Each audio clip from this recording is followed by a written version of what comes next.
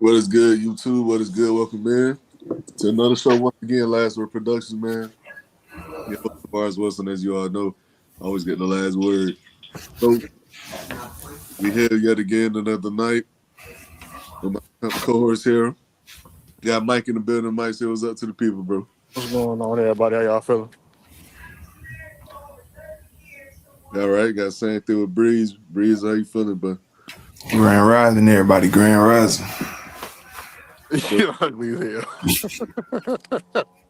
hey, listen, man. So you know what it is. We know what week it is. You know, a couple days away removed from the biggest game of the year for the NFL. And the Super Bowl is here. We will be discussing that thoroughly this show. But before we do that, if you're not doing so already, y'all go ahead, like, subscribe on the YouTube channel. Hit that bell notification, be notified whenever we go live. As well as the fact you can follow me on all my other social platforms, such as Facebook, which we are live on right now as well, Instagram, TikTok, Twitter. I'm everywhere. Just look at the handle LastWord Productions. So before we do that deep dive into the Super Bowl talks, though, to the game itself, I want to speak on the NBA and the NBA trade deadline because it did end today. So I want to get y'all thoughts on who you thought won the trade deadline and who was the losers at the deadline. So Breeze, I'm gonna start with you first. Who you think won? Who you think lost? Um, Overall, really, I gotta say, number one, I'm gonna say, my Celtics. We needed an interior threat. We were already shopping Anthony Simons. You give me, I wanted Avisa Zubac because he's a rebounder and an interior threat. Um, But then when I just noticed that we traded for Nikola Vucevic, I've been complaining about Neemias Queta not being consistent on the board.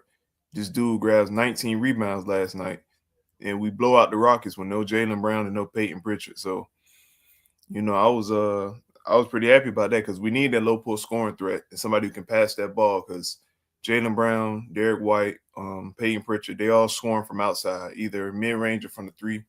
So we need an interior threat. I'm really fond of that trade that we did.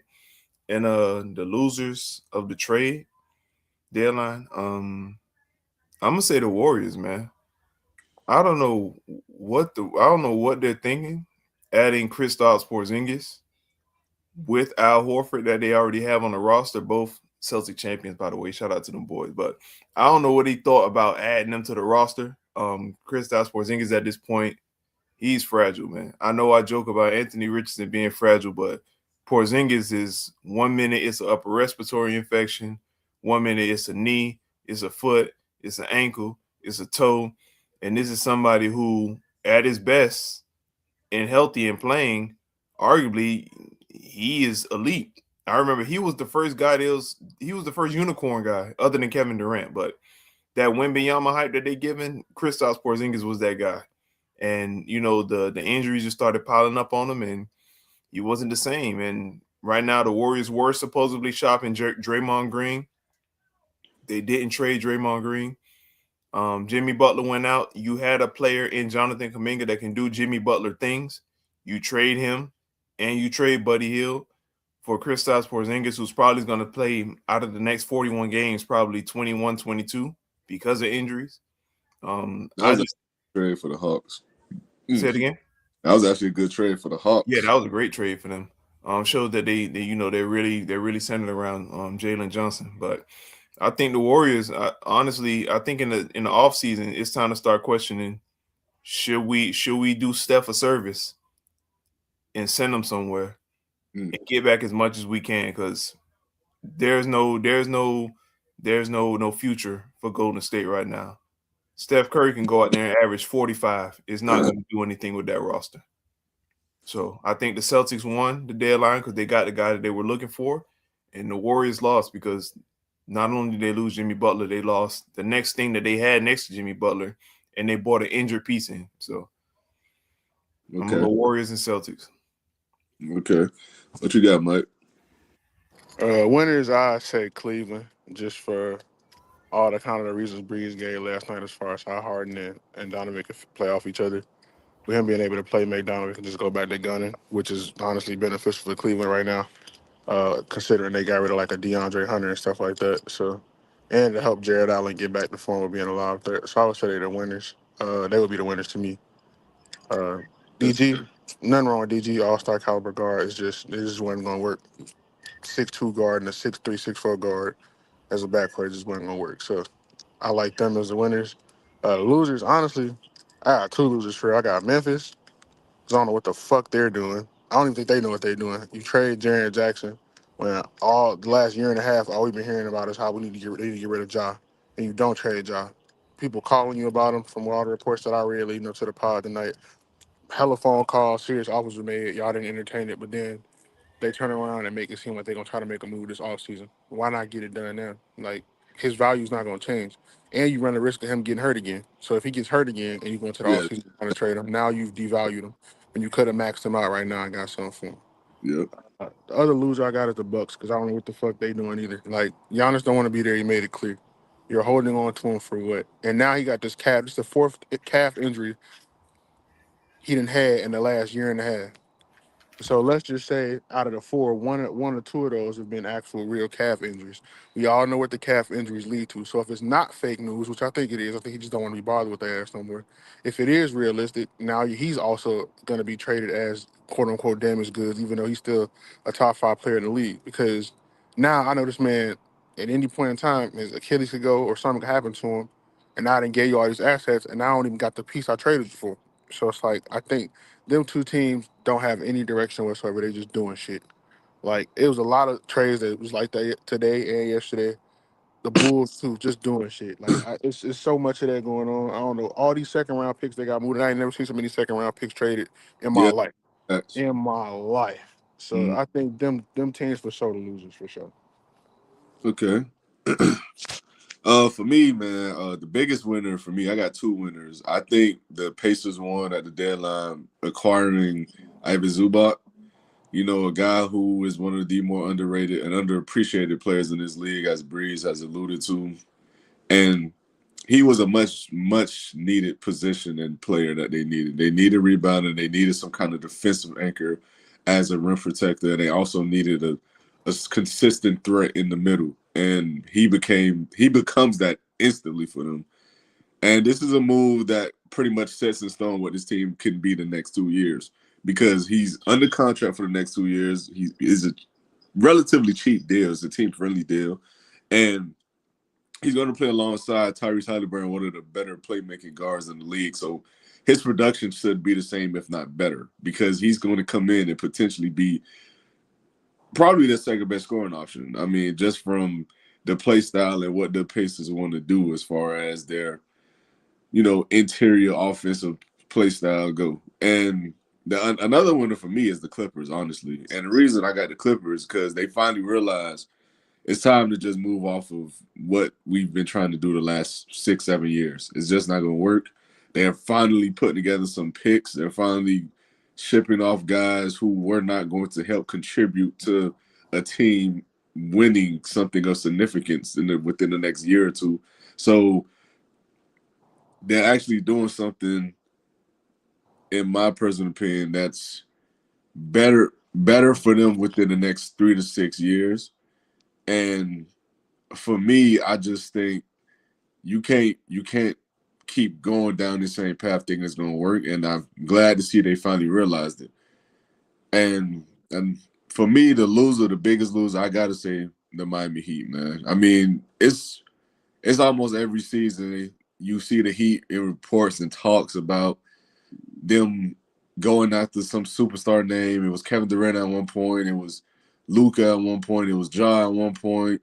They when Westbrook Bradley was Beal, all his powers, it was Westbrook. And now it was Giannis this offseason. Well, not offseason, excuse me, this trade deadline. And nothing happens. You make no significant moves matter at that. So at some point, man, the ownership, Pat Riley, these guys, at some point, people got to realize they're not going to make any significant championship contending moves until Pat Riley's gone. And I get it. It's tough because Pat Riley's been a pillar of that team and that organization for years. But the game has gone past them clearly. It's past them. And they have to come to that realization that they can't do anything of significance until that front office is pretty much clean house. And it's unfortunate because I think the Heat are have been a well-oiled machine for some years, but now it just seems like they're operating off of reputation reputation instead of just what is actually working and successful. So for me, the biggest losers are the Miami Heat. But anything else? Yeah, you want to add, Breeze, before we move on? No, sir. All right. So let's speak on. I want to speak on Cam Thomas being released by the Brooklyn Nets, and I want you. What do you feel as if is a good destination or landing spot for him? Um, I would I would really like him to go somewhere like Boston, not only because it's my team, but Cam Thomas at this point, he really isn't a needle mover. Cam Thomas isn't that guy where you're going to invest all in and just say, you know what, Cam Thomas is the missing piece to our championship run. No, Cam Thomas is just a volume scorer at this point. Well, he has been for his whole career. He's an undersized guard. I think he's like what, like maybe like 5'10", 5'11". Nah, Cam ain't that damn little. I think he is. I think Nah, I so. think Hey Cam Siri, Thomas how that tall is little, he? bro. I think he's 6'1", 6 feet.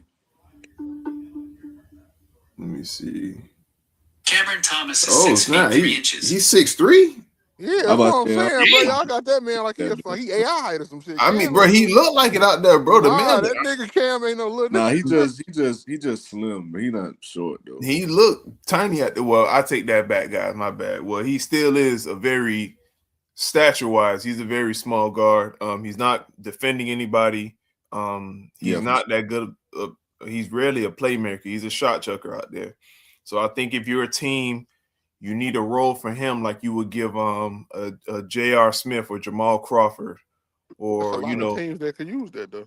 say it again. It's a lot of teams that need that. Just come I off the bench mean, and go. Just turn it's them loose teams pretty that much. need that, but what teams need that to actually go to the promised land? I mean, one team that comes to mind for me personally, I think the Timberwolves could really use Cam Thomas, and the Well, reason They got Bones Highland. They got the they Timberwolves. had Rob Dillingham, and then you trade him. I don't understand that either. They Like got too. They got too many offensive. Didn't they just come up off of Mike Conley too? that's the playmaker, but you got rid of no, Rob Dillingham, who you I'm just about took to in the say the lottery thing last is year. though they don't outside of Nas Reed. I mean, they don't really got no instant offense off the bench. I mean, Rob Dillingham would have been there, but they ain't bro, playing. but that's what I'm saying. He's not there. So And you traded him, so it's like idiot, bro. you need something that's going to kind of give you another shot creator off of the bench because I mean, outside of Nas Reed, I mean Dante DiVincenzo is cool, but he at this point he's a guy that's pretty much just a setup shooter. Like he's not about to go out there and create offense for himself to get himself going. Cam Thomas can at least do that. And for me, I just think Anthony Edwards needs someone else who's going to be able to create shots consistently next to him in spurts because I feel as if he takes too much of that offensive load some night. So they need someone else who's going to get it going. And that whether it's down stretch of games, whether it's early in the games, if he not getting it going, something. But Honestly, if he would have got James Harden, that'd have been smooth too. I mean, yeah, Anthony Edwards. That's just him, though, bro. He's a rhythm scorer. Like Anthony Edwards is never going to go out there and be the most. He's not going to be a Kevin Durant kind of guy, a 50, 40, 90 kind of guy. He's going to give you nights where he shoots. I don't disagree, but for me, a rhythm scorer is someone more so along the lines of like, I want to say like how Danny Green was in a good portion of his career. I want to say, excuse me, Danny Green was a rhythm scorer. The shot's not falling if he ain't seen that shit go in. Bro, he's a volume shooter, bro. That's it. Rhythm Nah, scorer, bro. He's not a volume shooter, bro. He didn't take that many shots to be considered a volume shooter. He was a 3-point specialist, bro. No.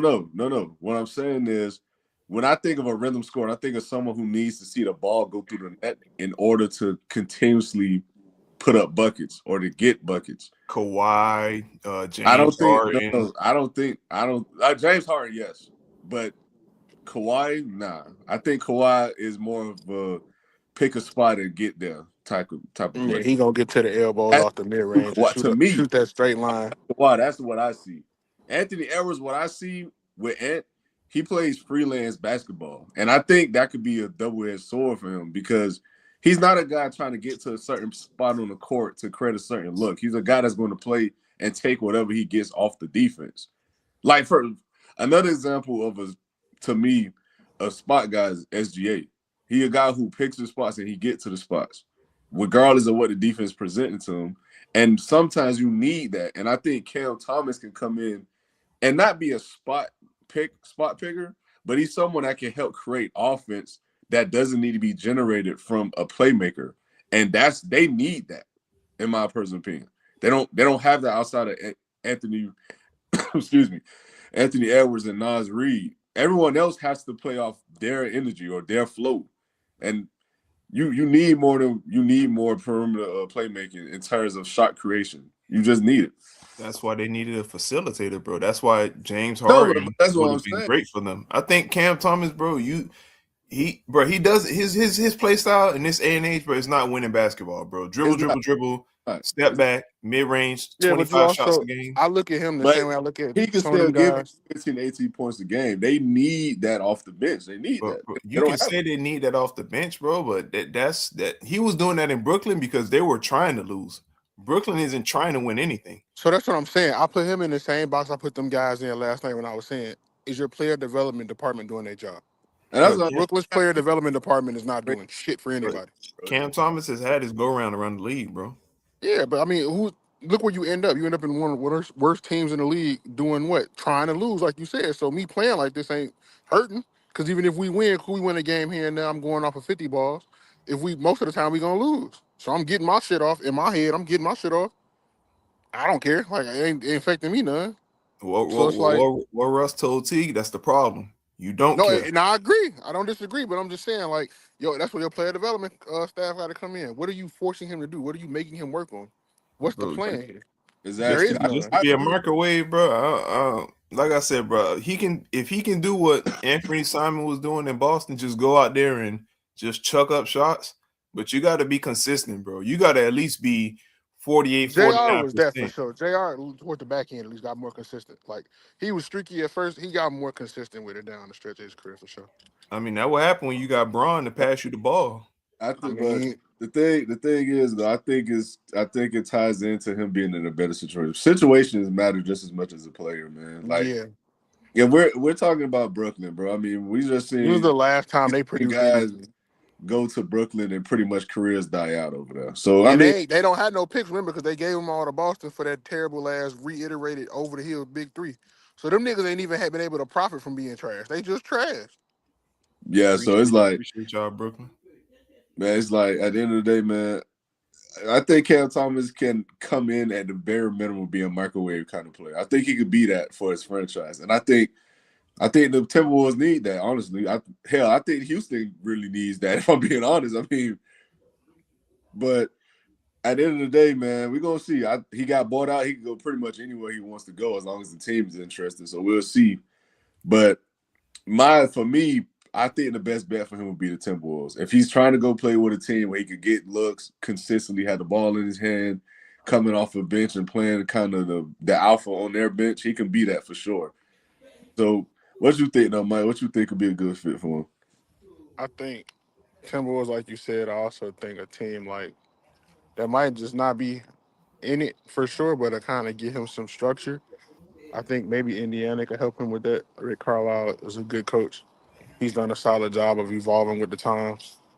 Um, honestly, shit, just as on some offensive shit, the Lakers need it. Shit, they ain't got shit coming out the bench for real. Bro, they Except need Lewis. defense. How Yeah, about but ain't no defenders getting them? traded. Ain't no Them getting defenders. Luke Kennard was actually a good move. No, I It like don't Luke move the defense. Kennard, but for It me, don't, it like don't move the needle. niggas say they need defense, but ain't nobody trading the elite defenders out here. That shit's not happening. So it's You not. don't even need elite, bro. You just need You some do. You help got over you. there. The problem is your defenders can't hit the side of a fucking barn house.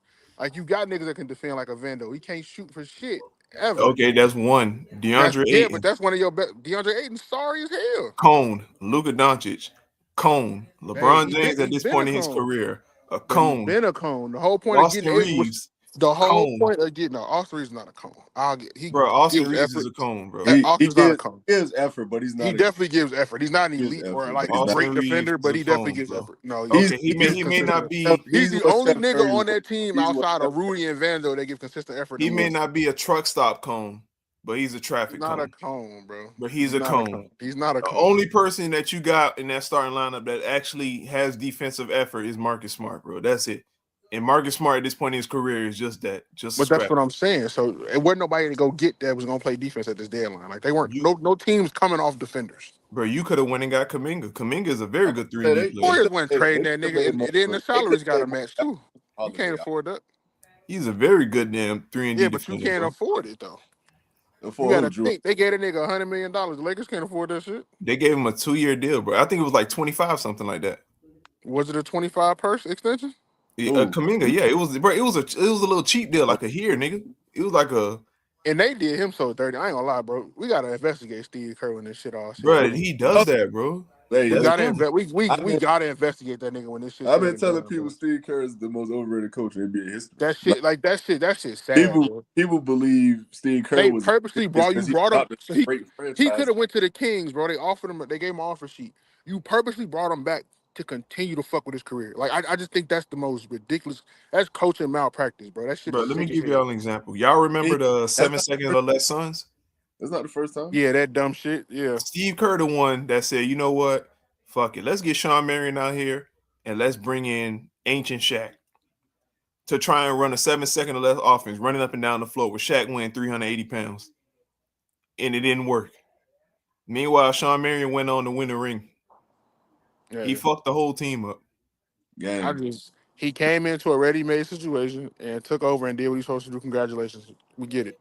But nah, he bro I don't get it either. Like y'all brought him back to continue to fuck with his career. I think that's sick as hell.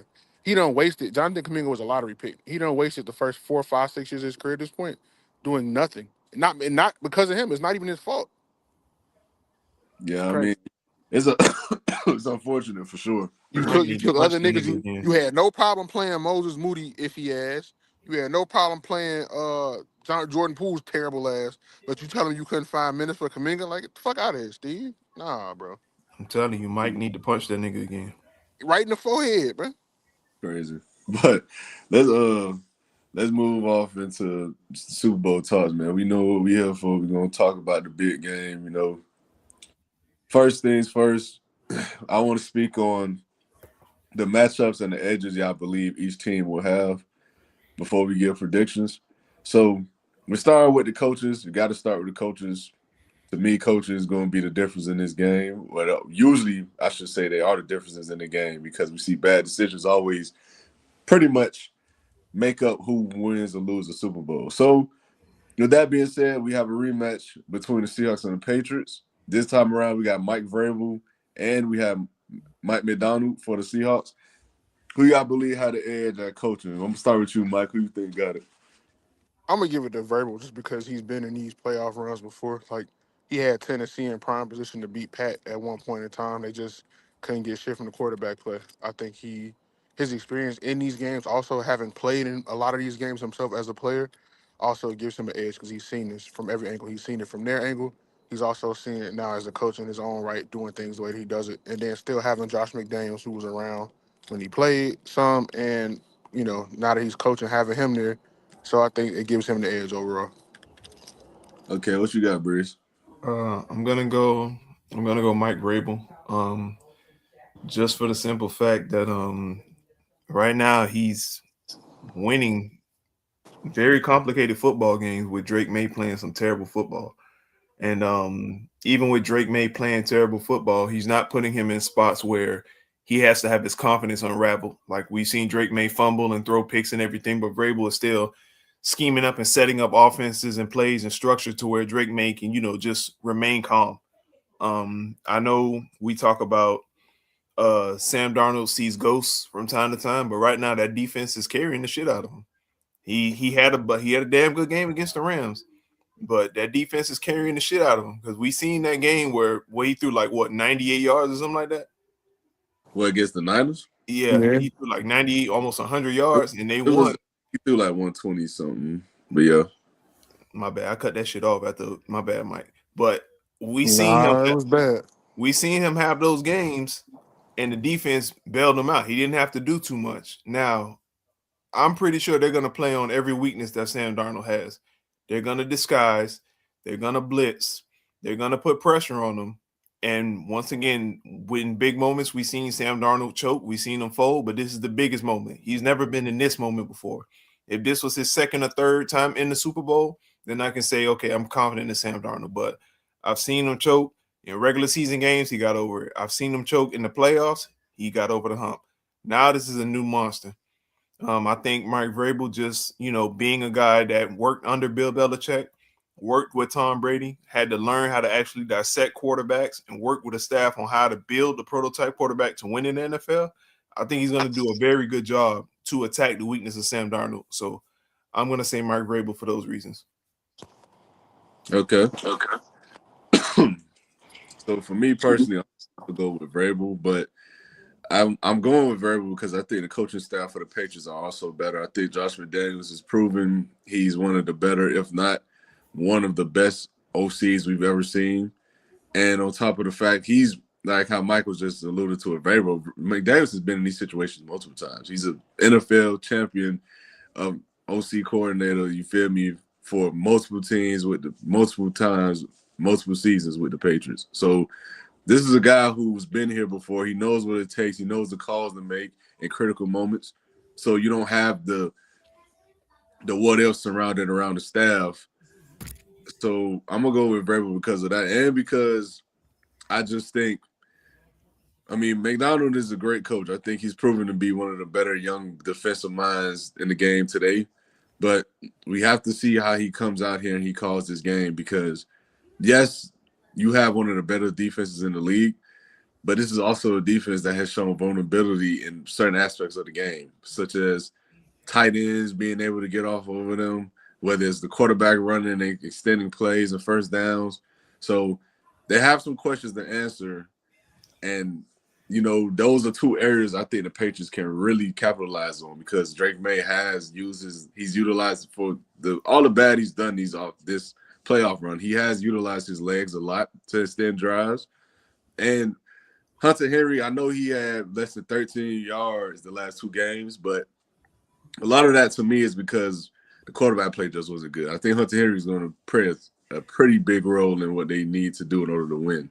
So I'm going to get an edge from Vrabel, though. But the next aspect I want to speak on the quarterback position now. And this is an interesting one because we have two guys who are both in their first Super Bowls. One guy's a veteran who's been pretty much a journeyman at this point who's revitalized his career. And we have another guy as a second-year phenom who many people believe is one of the better quarterbacks in the league already. So I'm going to start with you, Breeze. Who you think has the edge at the quarterback position? I'm gonna go Drake May. Strictly because of the mobility. I think arm strength. I think both have rocky arms. They can both sling it. Arm talent as a whole, I'm gonna go a little towards Drake May, but I think the arm strength is pretty much similar. But the thing that sets them apart for me is the mobility. Sam Darnold can run, but Sam Darnold is very hesitant to run. We've seen games where Drake May has, had terrible passing games, but he's broken off like maybe 8 rushes for 60 yards. Like he's not afraid to actually get out the pocket and run.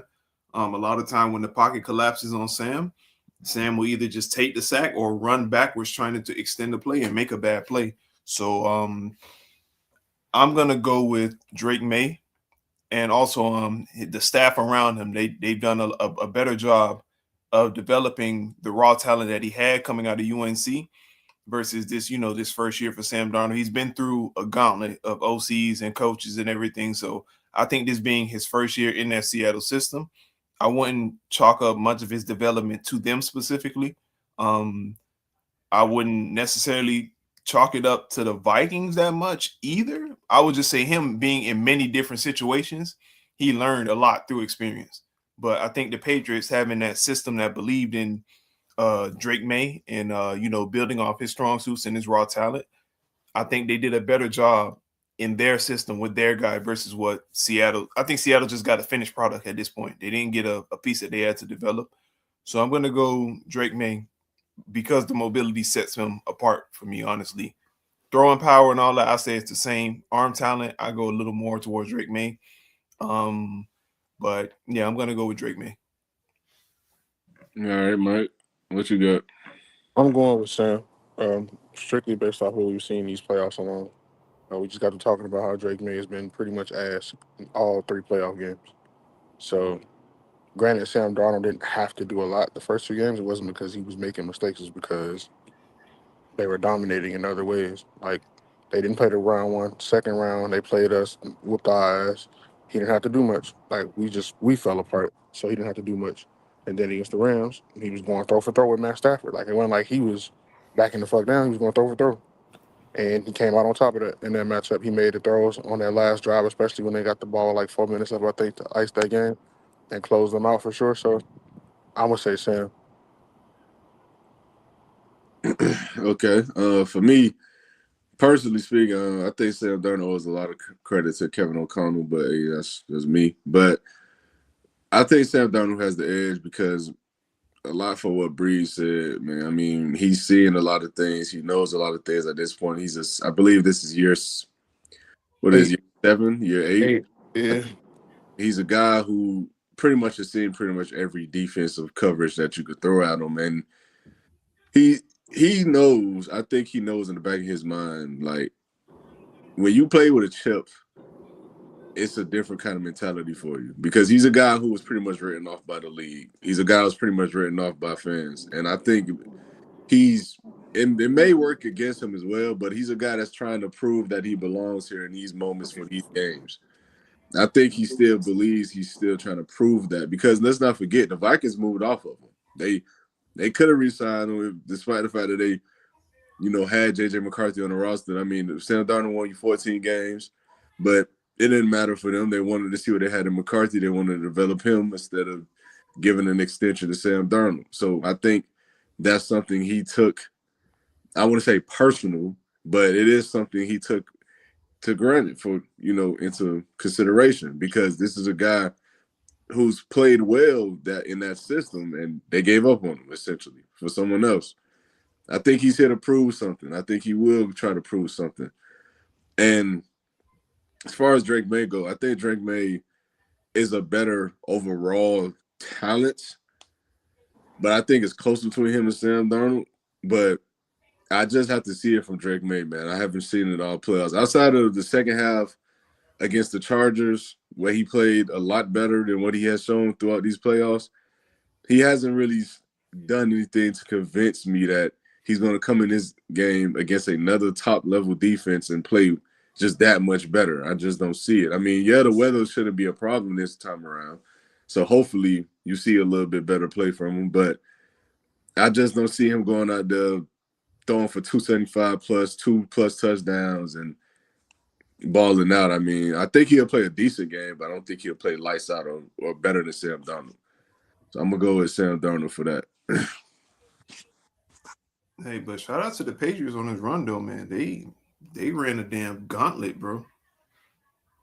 Yeah, they did. Defensive gauntlet. The offenses they faced were fucking horrible. I mean, true, but hey, Drake May ain't playing against defense, bro. He playing against he ain't playing against the offense, bro. He playing against the defense. Nah, but his defense is solid enough to beat up on these sorry ass offenses they face too.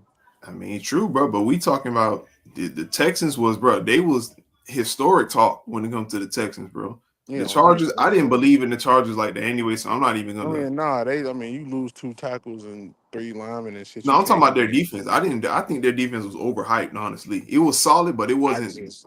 Nah, I think their defense was Nah, they fine. did. Their defense was like that. I just don't Offense think couldn't you get. had enough. Yeah, Nah, you bro, the couldn't. way they was talking, bro. Oh, this is a top this, and nah. I think their I mean, defense you was gotta think pretty though. good. You The spent top defense in the league. Yeah. you I spent think they were 70% pretty good. of the That's game why I on the said I think they were field wasn't overrated, bro. cooked. They were pretty good, but I don't think they were. They should never I been in the just think they was on the conversation with field too much. Texans and Broncos, bro. I don't think they shouldn't have been in the conversation, bro. I don't know about that. They shouldn't have been in that conversation, bro. Right. Nah, But I think now, they got enough chess their pieces. biggest downfall was not themselves; it was the offense for sure. So, I Yeah. mean, it's hard to say that they were overrated when you're getting left out for drive every game. I mean, but hey, I guess. But it's in terms of the Patriots run specifically though, it is impressive because they have beaten 3 top 10 scoring defenses and top 10 units in the league. So I mean, regardless of how we feel about him, Drake May and his play, I mean, like I said last It episode, ain't cost them so you said, far. you said what? I said it hasn't cost them so far. Yeah, that's what I'm saying. So regardless of how we feel about his play, like I said the last time we spoke about this, he's making plays when they need him most. He is. I mean, I know the numbers not pretty at the end of these games, but when they need first downs, he seems to always get them, whether he's running for it or whether he's making a timely pass. And pretty much the defense gets timely stops as well. So, I mean, at some point, I think that does catch up to you. But right now, it hasn't. So I got to give credit when it's due for them. But I Sound want like a Jalen Hurts situation. I mean, hey.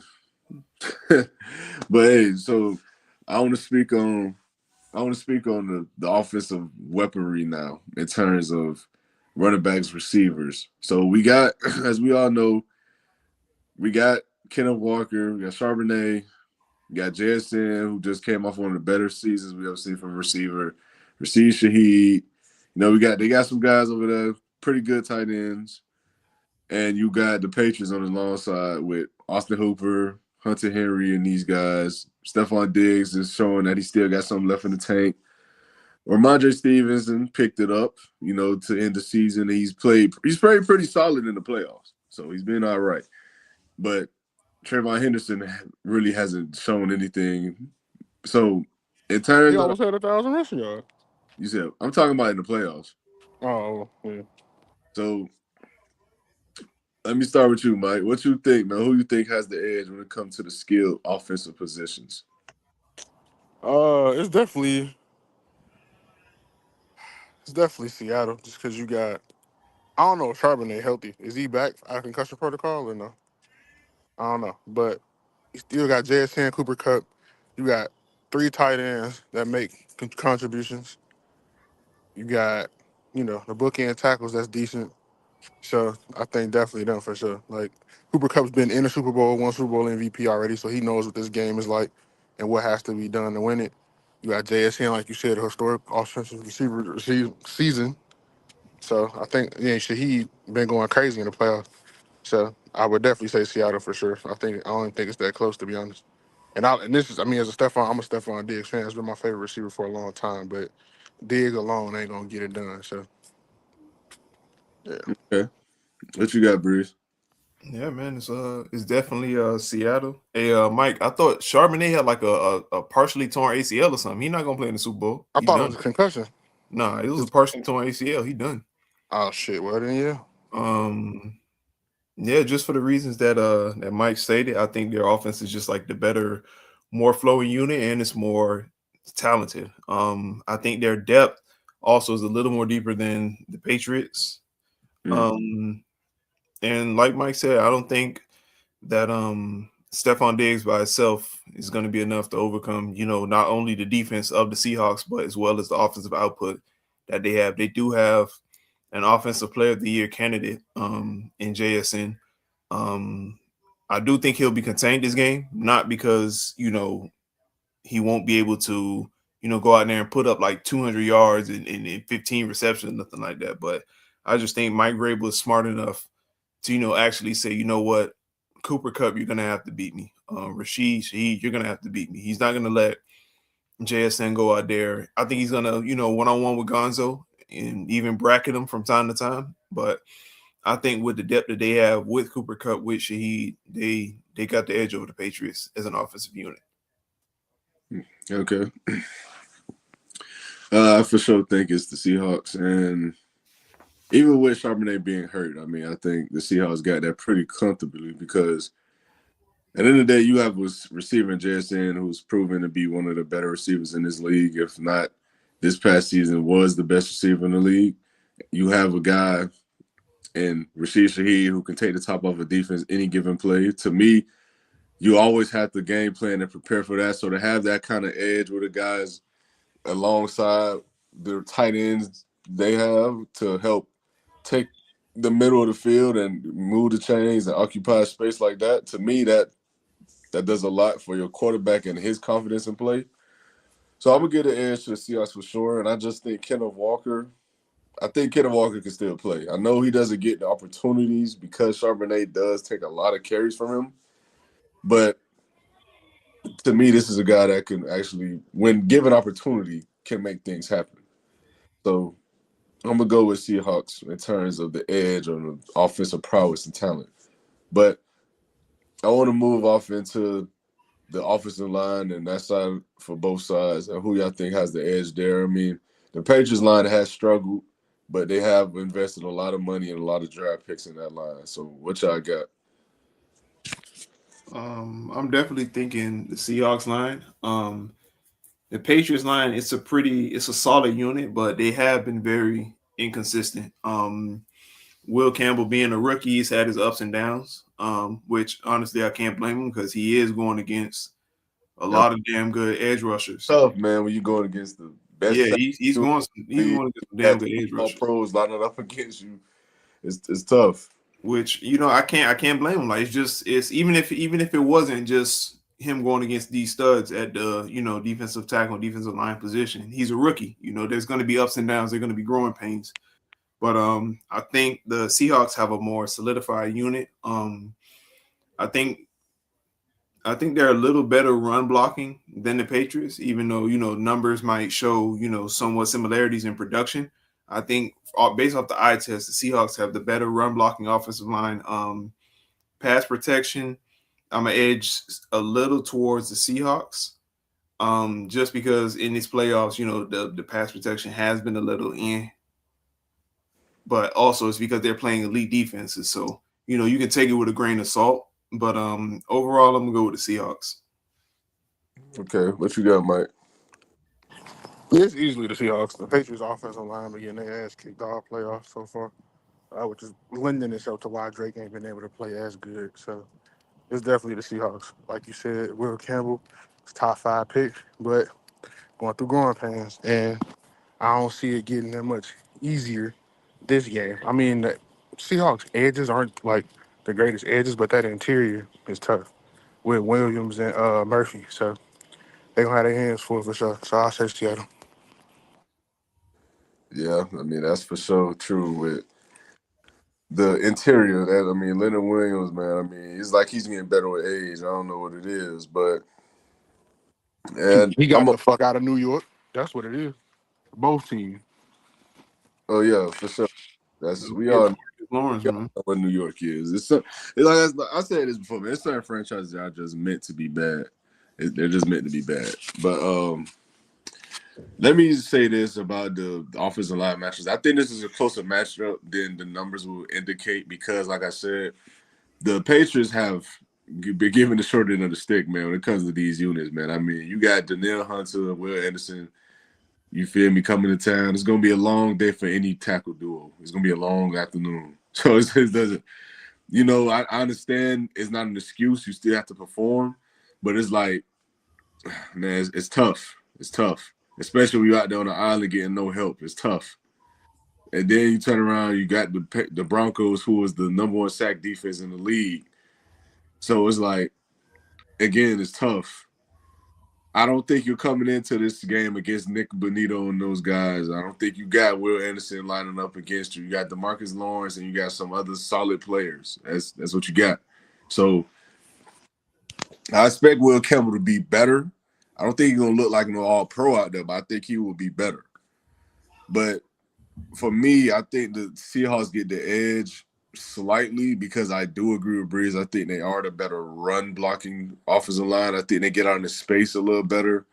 I think they're slightly more aggressive in terms of them creating lanes that are more, I guess, more concise. But for me, it is close though. I think both units are pretty solid units. I just think one of them have had the unfortunate circumstance of running into some of the better front sevens we have in the league today. So, Hey, congratulations, Myles Garrett, DPOY. That was a no-brainer for sure. Yeah. Should have got more MVP votes. For real, man. Hey, I ain't gonna lie. If JJ Watt ain't win it, nobody winning it, bro. Fair enough. JJ was out there playing offense and defense and special teams. Man, if he Man, ain't winning, bro, I don't see a defensive player winning it. what you talking about? Nah, I said shout out Myles Garrett for winning DPOY, and Mike said he should have got MVP votes. Nah, not with no record like that. If That it was was, if the JJ record is Watt ain't not win on it. him. If JJ ain't nah, win it, but a MVP not winning. You're not winning MVP to losing I team. said he should have got more votes. I didn't say he should have won. He Just not saying. getting. That's the thing. He not Shit. getting. Hey, is it the most valuable player or is it your record? Because which one is it? like I said, bro, if JJ ain't win it, nobody ain't Because winning. I mean, realistically speaking, if he don't play on that team, they go 0 for 16 again. So 17, my bad. So Hey man, congrats to Myles Garrett, best in the business right now. And like I said before, man, he gonna be at a lot of conversations. A lot of people not ready to have because Who the people?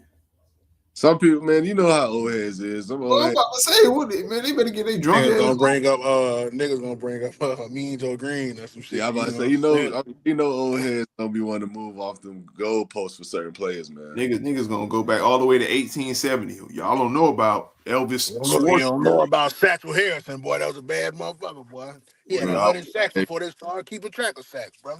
Y'all young boys don't know this man here. He took a picture with Martin Luther King. Man, get the fuck, man. We know I ain't trying to hear that, man.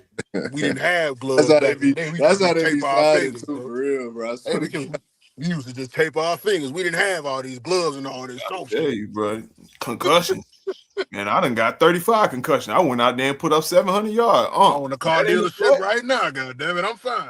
That ain't a flex. No Crazy. wonder your left leg don't work. You tripping, man. What? Nigga got Parkinson's talking about something, but I was a bad motherfucker though. Like, come on, bro. Yeah, Crazy. you living bad now. They'll be moving off. They'll be moving off certain players, boy. But Man. I know for a fact Myles Garrett gonna be in them conversations, man, as one of the 5 best edge rushers this game has ever seen. But excuse me. Let's move off into the defensive side of the ball, though, man. I want to talk secondary.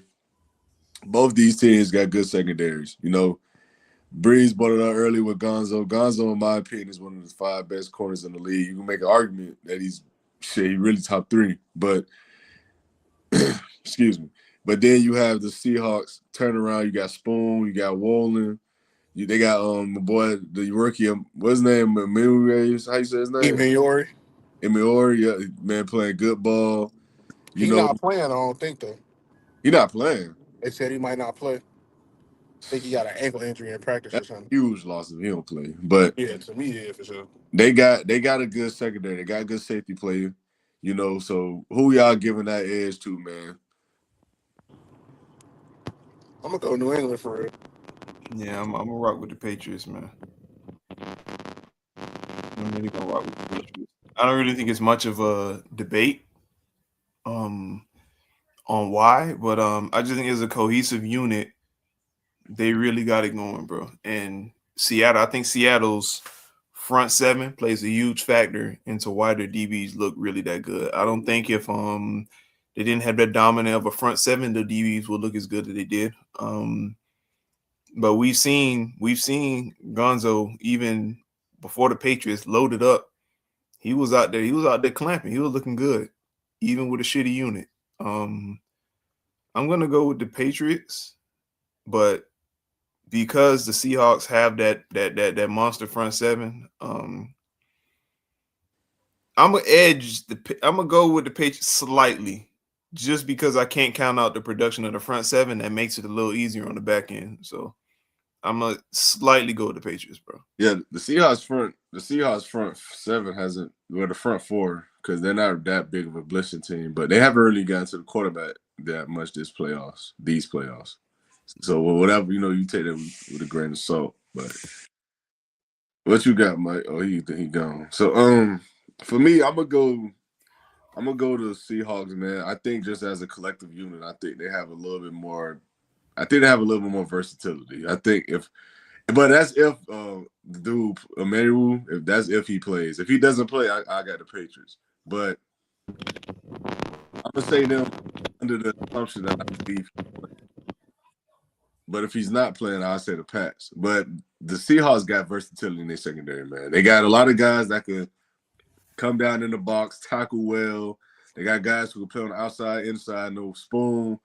One of the, if not the best, slot corner in the league we have today. If how you feel about him and Cooper DeJean, but I think Tariq Woolen can play. They got guys, Kobe Bryant. I mean, he's solid, but they have guys who tackle well. They get to the ball. They're all, in my personal opinion, they all play really good technique. It's just a matter of them being in position. And there's only one team that's pretty much diced them up in terms of their secondary, and that's really been the Rams. Everyone else has struggled greatly against that team. So I'm gonna edge to see, Shout out my Colts, man. Don't sleep on my Colts, man. man. Hey, don't sleep on my Colts, man. Oh man, Phil. Man, Phillip Rivers had, I guess you could say he had a good game for real. But nah. But listen, man, the Seahawks got it for me, man. I think that unit is nasty, bro. I'm not gonna lie. But I'm not shocked by the Patriots pick, because like I told you, I think Gonzo one of the three best corners in the league, personally speaking. I think he's undoubtedly top five. Hey, didn't he have a concussion against the Broncos? Nah, that was the game before. Oh, okay. But he ended up playing against the Broncos. But he one of the better corners in the league. Carson Davis has been good this playoff run. We'll see if that continues, because he did struggle a lot in the regular season. He was the most penalized corner in the league. But we'll see if he continues his hot streak. So we're going to see, man. I know Marcus Jones is pretty okay at the slot, but he ain't no one to write home about. But let's get off into the front seven, man. To me, this is where it gets interesting, because both of these front seven units are pretty damn good. So I'm going to start with you, Breeze. Who you got giving the edge to the front sevens? Seahawks, honestly. I'm gonna go to Seahawks because I think their unit has the perfect balance of depth, youth, and experience. I think DeMarcus Lawrence coming from Dallas in his first year, everybody thought, because of what was going on in Dallas, a lot of people thought that he couldn't contribute at a high level because of the way things were looking in Dallas. I guess they thought, hey, if you got Micah Parsons and you can't take this to the next level, you're done. But he's shown to be a leader. If I'm not mistaken, is he running green dot? Yeah. So yeah, like bro, he's coming, bro. He's literally the anchor, bro. So I think that perfect mix that they have, because that's when you're at your best, when you have veteran leadership and you have youth and you also have experience. So I think the Seahawks front seven takes it, but I'm not mad at anybody that says the Patriots, because Milton Williams has been a stud for the Patriots. But I'm gonna lean towards the Seahawks, bro, just because they have that perfect balance in that front seven. Okay. What you got, Mike? I'm gonna go Seahawks too. Like I mentioned, them two interior tackles earlier. Plus, you got experience with DeMarcus Lawrence. I like Ernest Jones at the linebacker spot. I know he ain't like a household name, but he's solid. He's always where he's supposed to be. Does force turnovers as well. Tall, got a nice range on him. So I think they got the better front seven overall. Patriots linebackers are cool. Like Spillane's cool, but they don't really have too much else. Like they not killing you like that up front. Like it's a collective effort. Like it's more so coaches putting them in spots versus players just winning outright matchups, in my opinion, when I watch them play. So I would say that. Okay. So for me, man, I'm gonna go with the Patriots slightly because, personally speaking, I like the Patriots front four a little better. I think Harold Landry, Milton Williams, Baymore, Kayvon Chason. I believe these guys are playing at this point, especially in the playoffs. I think they're playing better than what the Seahawks front four has been playing at this point. I do think the Seahawks have a better linebacker core, but I'm not moved by anyone to the point it's going to make a difference in terms of their unit just being that much significantly better. Because I think Robert Spillane is one of the better linebackers in the league, and I just think he gets a bad rep because he's been in bad teams. I think if he didn't play for the Raiders and the Giants, I think he's a guy that will be more of a household name. But it's because you play for some of the worst teams in the league, you're not going to get that, you know, public recognition that you probably do deserve. But I think that front four is damn good. Like how you just alluded to Milton Williams. Milton Williams, I think a lot of people forget, was one of the most, if not the most sought after free agent this past season. Harold Landry, to me, has always been a pretty solid edge rusher coming off the edge. Kevon Chason has picked it up a lot this season, and Baymore has picked it up a lot. So I'm gonna get an edge to the Patriots, man. I think they got it slightly, but that's another close matchup, in my opinion. Man, T always with the technical difficulties, man. But Nah, my bad. I was just had to cut my throat. But anyway, so let's speak on the last thing, and that's of course special teams. Before we give a score prediction, so special team units, neither group causes their respective teams games. At least they haven't to this point. But who you think has the edge? Because we have to take in the fact that you have a rookie kicker for the Patriots, and regardless, is in the league, and Jason Myers with the Seahawks. I'm gonna go Seattle, bro. Honestly, because Shaheed, he's a lot on time on punt return, and Yeah, has shown he's a house call waiting to happen. I'm not saying the Patriots don't have depth at the punt return position, but I know for a fact Shaheed is good for a damn good return at least once or twice a game, maybe a house call. Um, Jason Myers is a seasoned vet. I thought his leg was pretty shaky coming into the season. Preseason he was having ups and downs, but he picked it up as veterans do. They don't really practice too much in the preseason or anything. They kind of go with the game to kind of get in game shape. Um, I've seen Borregales kind of, I wouldn't say crumble, but I've seen him when expectations were there for him to win the game. I've seen him shake. I've seen him, kind of fold, bro. Like in that Broncos game, I think he missed 3 field goals, right? he Two, missed. or, I think it was two or three, if I'm not He missed. mistaken. He missed two. Yeah, and Will Lutz missed a couple as well. But yeah, that game, if they would have lost that game, it would have easily came down to those kicks. So I haven't seen anything, from Jason Myers to have me worried or anything. So I do think the kickers will play a big factor in this game because honestly, I think with the game being, so much on the line, I don't see any team gonna constantly go forward on fourth down unless it's like a 21-point deficit or something like that. So I think I got more trust in Jason Myers and Raheed Shaheed as well as Seattle's punt unit versus New England's just because of experience and personnel. Right, right. I agree with you completely. I think the experience, the personnel, I think all of that edges towards the Seahawks undeniably. I mean, Jason Myers, like how you just said, they've had him for a long time. He's seen a lot of kicks. He's been in a lot of moments. So this is a guy who's not new to this. He's a guy who's going to come in and be cool, calm, and collective. You feel me? As far as the Patriots go, I mean, again, you have a rookie. You just don't know. Butterflies, jitters, whatever the case may be. You have a guy who the moment may get too big. You just don't know.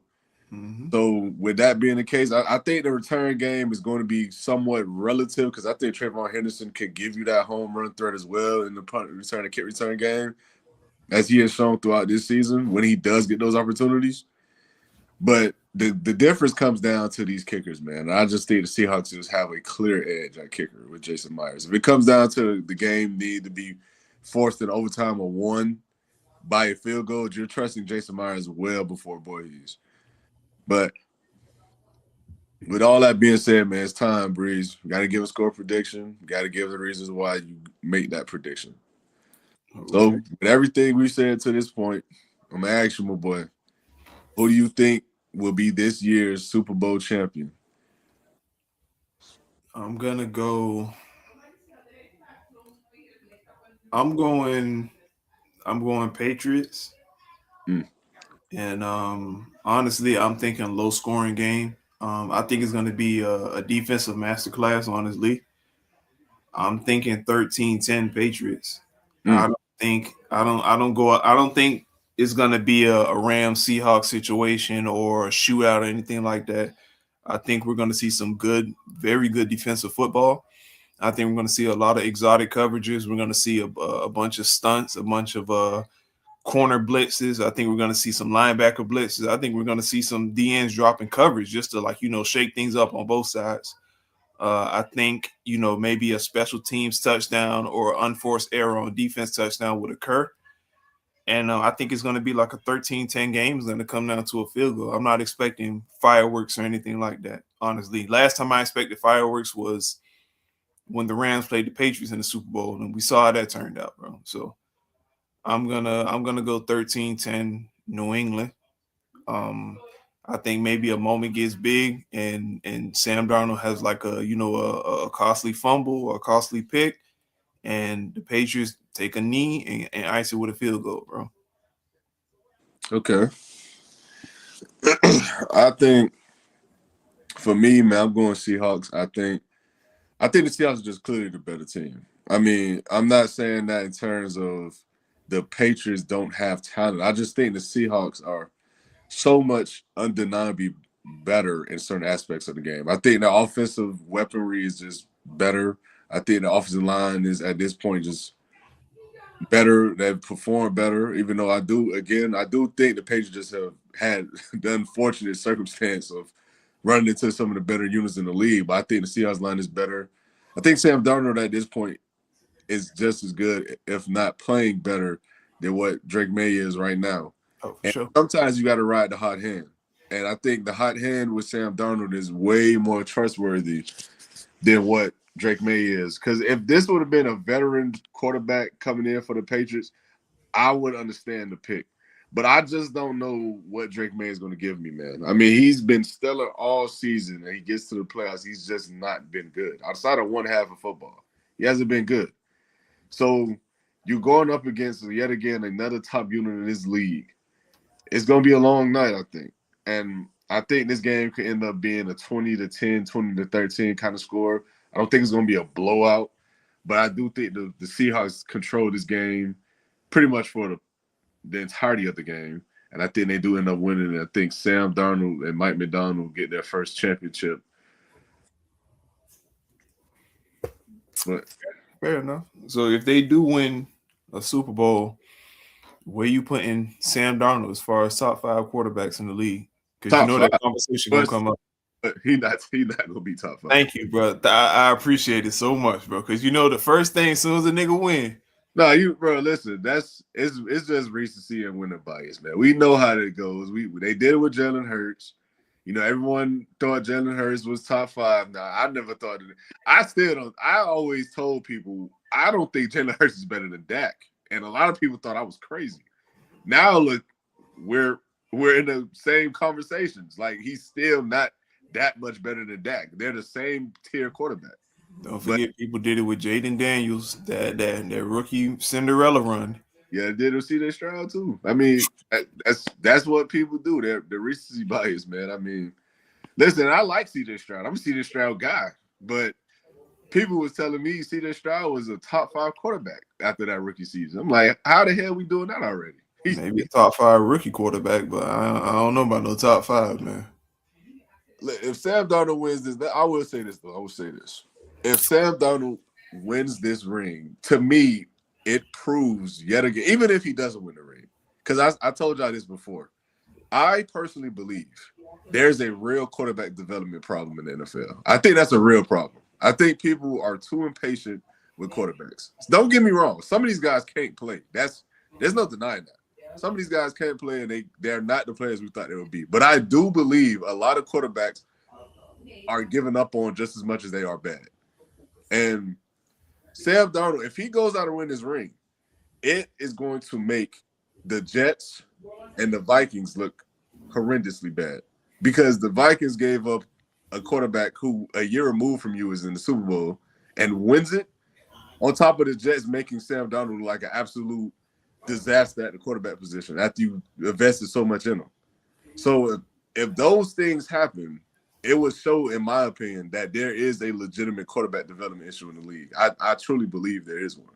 Bro, I gotta think, like, bro, I can see if this was maybe, if this happened, if this scenario would have happened when Sam Darnold left the Jets and went to the Panthers, then I'm not saying that the Panthers are the best at development either, but like I said, bro, I just think it was just too many stops in between for it to just be, blamed on one specific type of development problem. You get me? Like, I can say if he went from one situation and then flourished into the next, then I can agree with you on that. But for him to go from New York to Carolina, then you hit San Fran with Kyle Shanahan, who we all agree is a damn good quarterback whisperer. Then you go with Kevin O'Connell, who we agree is a damn good quarterback whisperer. And, as a finished product there, then you go to a unit with a still wide receiver 1, a wide receiver 2 who can still be a wide receiver 1 in certain scenarios. You got 2 solid running backs. You got a good O-line. You got solid tight ends. You got a damn good defense. Like I said, I think if it was just like, if he went to Seattle after he left maybe New York or after he left Carolina, then yeah. But I just think the many stops that he had a chance to learn and trial and error and get it together. Because remember, we were saying the same thing about Baker. You remember when he left Cleveland and he went to Carolina, then he went to LA with McVay, and then he hit Tampa, and then he revitalized his career, bro. I just think if it was just like Jets and then Seahawks, and then he just took that ride to the Super Bowl, then yeah. But all the stops in between, I think, played a pivotal role in his development. Yeah, for sure. I 100% agree with that. But that's my point, though. It played a role in his development. There's a quarterback development issue. And the reason I said that is because of this, right? Look who we just named. We named who did these guys go to before they went to these teams that got successful? Sam Darnold came from a Kevin O'Connell system that many people believe is probably the most quarterback-friendly system in the league. A lot of people believe that. And then you top that off of him going from Kyle Shanahan to that. So you have a guy who was in 2 systems that literally prides itself on getting the absolute best out of their quarterback. So that's naturally going to rub off on the guy who already has seen multiple coverages and played on multiple teams. Mm-hmm. And then you talk about Baker. Baker went from the Panthers, he wasn't playing good ball at all, to now he went to the Rams. 1 year off from the Rams, he goes to the Bucks, and he earns himself a $100 million contract. Mm-hmm. I'm not saying those guys, McVay, O'Connell, Shanahan, these guys, they're solely responsible for these guys being successful, but they definitely played a huge role in it. And all I'm saying, these quarterbacks, right, if giving the opportunity, I think more often than not, these guys would be good than it would be bad. I just think if you give them opportunity to actually grow and learn in a system that's beneficial to them and their game, I think you will get more out of the player than you wouldn't. I just don't believe a lot of these quarterbacks that are failing. I mean, hell, even look at Malik Willis. Malik Willis is set right now to make $100 million+ this offseason. And people in Tennessee thought he was unplayable. They thought he was unplayable. He goes to Green Bay. He's a backup, plays in a few games, and he looks damn good. It's to me, it shows. That's a situation I think you could have used as an example because he went from night to day. So I agree with you on that one. I definitely agree. Definitely agree on that one. It's a quarterback development problem. Like, you have guys who have talent, and they're just not being utilized to their strengths. And when they get to these situations that utilizes these strengths, they look a lot better. I think that just shows that it's more coaching than what people want to give him credit for. Yeah, I think it's also the expectation as well. Because think about it, when Malik Willis got drafted, even though he came out of Liberty University, which is still the Division I, but when you think about NFL pipelines, you're not really thinking about Liberty. But he got drafted into a situation where they expecting him to instantly come in and turn the franchise around. So much so that did Will Levis get drafted before or after him? No, Will Levis got drafted after.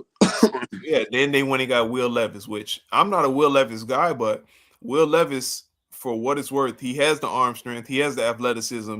When I think of Will Levis, I think he could be a Bo Nix type of guy if he gets the right coaching on him.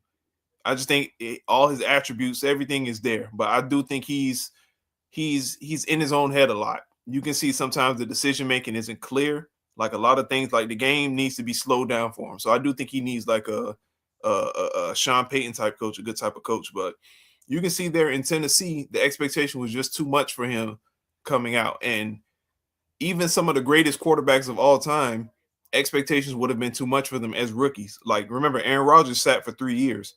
Do we really think Aaron Rodgers coming out of Cal was a day one starter or pro ready automatically to change Green Bay? I really don't think he was at the moment. I think him sitting behind Brett Favre really gave him a chance to learn.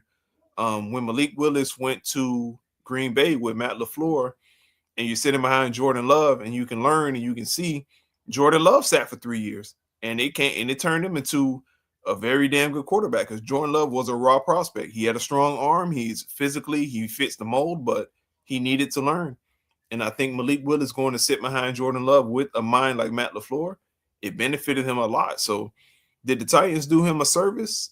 Obviously not, because they just stuck him in as a quarterback who's athletically gifted, because Malik Willis is a hell of an athlete, hell of an arm, can run.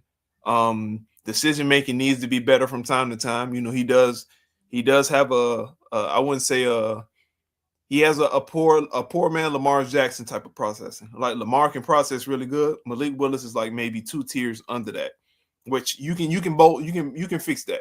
You can fix the process and you can fix him with his vision and everything. But sometimes he does do some dumbass things, which he's a young quarterback. I expect it.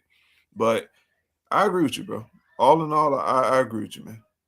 It's definitely an issue, but I think more so it's the expectation more than the issue. Because if we had more teams that had a vet quarterback, like if Michael Penix would have had maybe 2-3 years to sit behind Kirk Cousins. It's crazy because they really could have did that with Michael Penix, and they did it. And I think so. Like if they would have did that, maybe Penix could have healed up those injuries. Wouldn't have been more of a problem now. I think he would have been a much better processor, because even though Kirk Cousins is the career mid guy, Kirk Cousins is a serviceable quarterback. You can learn from him. Like the same way they did with what's this guy's name? I forgot this guy's name. He sat for a few seasons. I forgot. It slipped my mind. But yeah, man. Honestly, I do think it's the expectation too, bro. Because you come in as a young guy. The last young guy I seen come in and really be embraced, even though he failed, was Peyton Manning. Like Peyton Manning came in and he threw 30 picks, if you remember. Yeah. But they bought into him. They're like, you know what? This is our guy. This is our future. They would tell Peyton Manning, we don't even have a game plan without you, because if you fall, that's it. We're done. Like, you know what type of confidence that puts into a quarterback to say, you know what? Win, lose, or draw, touchdown, or pick, they got my back. When you bring a rookie in and you're like, hey, man, you're the answer. You're going to turn life around here. And he goes out there and he has a game where he throws 2 picks. His confidence is shot. He's done, bro. Yeah, for sure. I agree with that completely. It's a lot of times, like I said, man, it's a lot of times, don't get me wrong, a lot of these quarterbacks just can't play. I think someone like Josh Rosen just can't play. I think people like that, you look at it, you have to take what you have at face value at times. But it's other instances, I just feel guys they're not put in the most ideal circumstances to where they can become the absolute best. And again, it's hard to say because it's hard to say which is which for all situations, because we're not in the locker rooms, we're not at the practice facilities. We don't know these dudes personally. We will never really know. But it's been more players than than people want to admit that has went to other situations and found success, whether it's winning football games or them just looking better as a player. Like, it's been situations where this happens far too many times to say and to realize that, yeah, there's a quarterback development issue around the league. But with all that being said, man, hey, that'll be it for the show tonight, man. I appreciate y'all tuning in once again. We did hit 50 people tonight viewing live. That is fantastic to see. I love to see it. I hope we keep growing.